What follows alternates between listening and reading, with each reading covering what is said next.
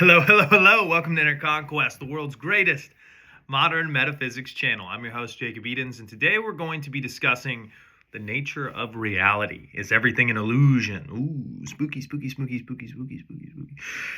Yes and no. So when you look at the nature of reality, right, it's multifaceted because it's based on two different aspects, right? There's universal truth, which is essentially truth that does not change no matter how many different perspectives you put on it. And then there are perspective truths. Based on where you're standing, that truth is applicable, correct? So when you think about universal truth, there's a couple of different things that are very important to understand. Number one, you're an eternal soul and you do not die, okay? So when you pass over, you're still you, right? You don't ever lose your individualistic identity. You're eternal. Death is an illusion. So in this reality, right, which is a sub-reality, there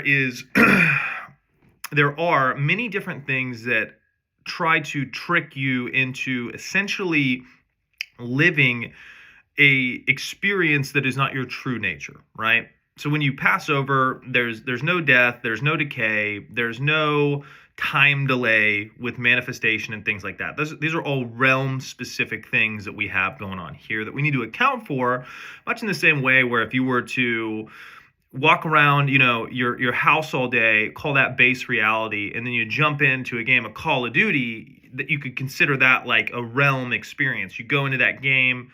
In Call of Duty, you can't cook dinner, right? There's rules and limitations and focus to create a specific experience, right? So you have big reality, you incarnate here. It's basically everything that you are not, right? It's like struggle, you got to pay to live, all sorts of stuff, right? You're in a game that is basically designed to be the antithesis of everything that you're not, right? And you know that because when you go into a dream state, you have free ability to manipulate your surroundings just by thinking about it. If you've ever had a lucid dream, I want to fly, right? Okay. So when you're here, you're in a much more physical, grounded, dense, latent, reverberative state. So when they say reality is an illusion, this reality is very real, but it's designed with certain parameters that essentially govern your ability to do certain things, to create focus and experiences that are out of what you would normally experience, okay? So when you talk about reality as an illusion, a lot of times what I reorient back to is the holographic universe, right? So if you look at the universe as a giant holograph. What does that mean? Well, it means that the universe in large reflects who you are, right? And who you are is your identity inserted into a state of consciousness. So we wear states of consciousness like clothes. States of consciousness are the base foundational building blocks for what individuals call manifestation, which is lingo for unseen to seen. So if you think of a state of consciousness, right, you're in a state of consciousness where you're feeling angry.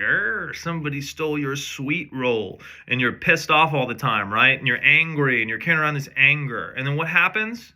You stab somebody, right, with a toothpick. You stab them with a little fork because you're so angry.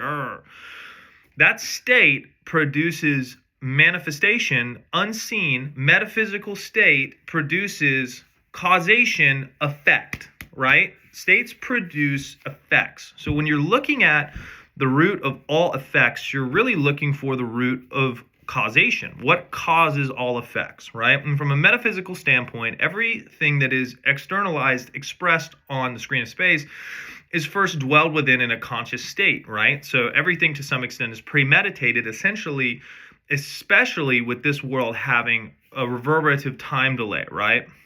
I think about something, I wait a long time, it pops up, right? Maybe not a long time or a short time, but I think about it, boom, it pops up, right? Instead of thinking about it, pop up. There's a time delay, right?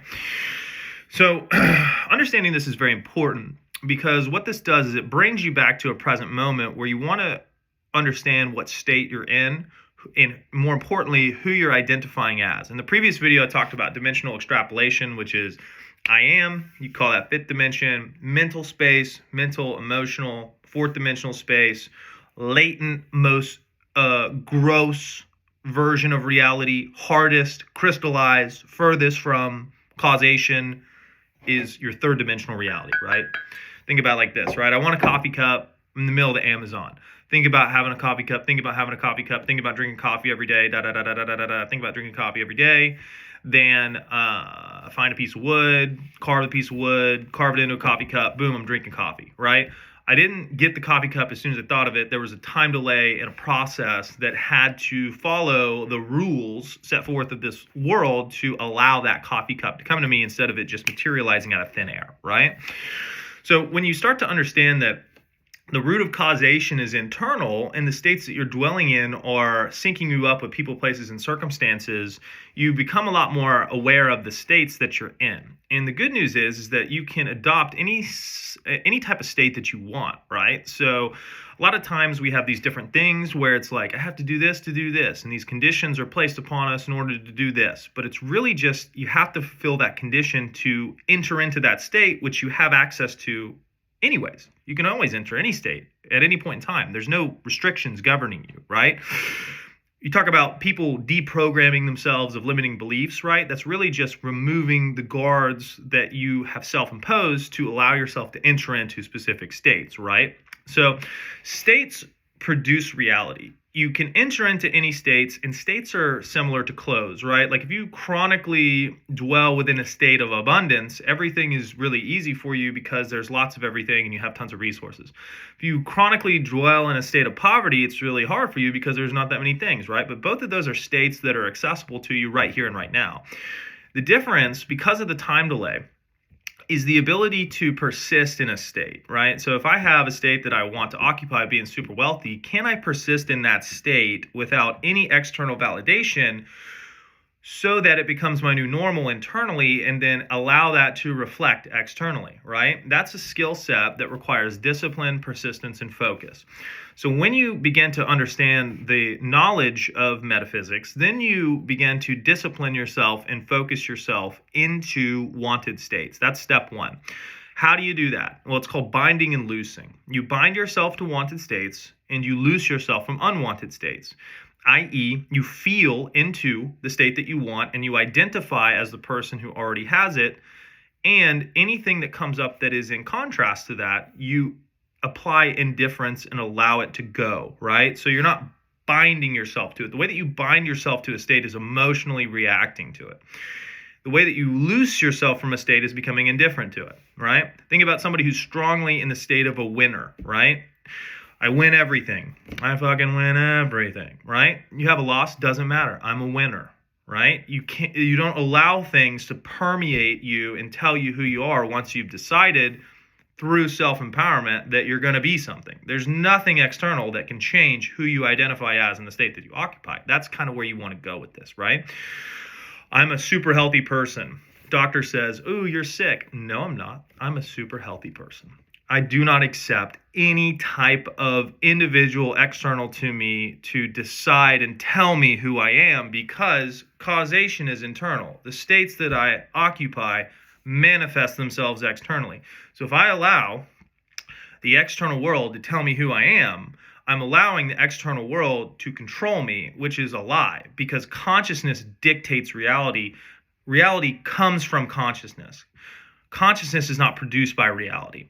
Reality is subject to consciousness. You look at something like the split wave particle test, right? Through the observership of an individual expecting a particle to go in a certain direction, that particle will modulate itself and behave to adapt to that individual's observer's unique perspective, right? So the way you observe reality and what you're aware of coordinates and controls many aspects of reality.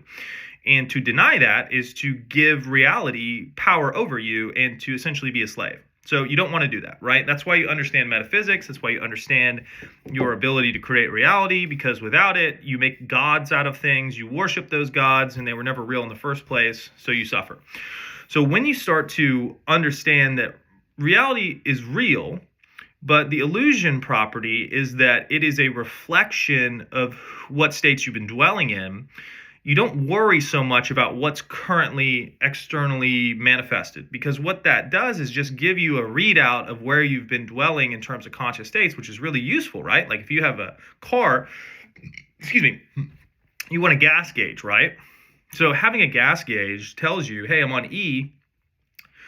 Not that I'm going to be on E forever, but I need to refuel the tank. So now I'm going to go to a state of a full tank all the time, right? That's how you treat reality. Reality is just like the receipts for the states that you've been dwelling in.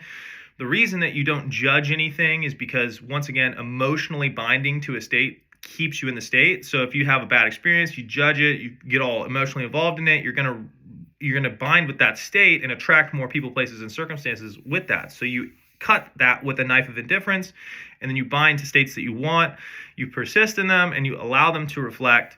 And as you get more focused and better, you get to design these states really in the ways that you want to. And that gives you the unique creative fulfillment that you look for in your life, your ability to really tailor design your life the way that you want to. So I hope you guys enjoyed the video. If you guys have any questions or comments, please leave them below. Additionally, the link tree is up if you guys want coaching. The Spartan 1 program is available. It's a badass program. It's 3 months with me to basically optimize everything about yourself. Watch the video in the link tree if you're interested. Then you can sign up on the second one below that. Additionally, there's coaching, emails, all sorts of good stuff there. But other than that, the most important thing I had to say today, guys, is go conquer, and I'll see you in the next one.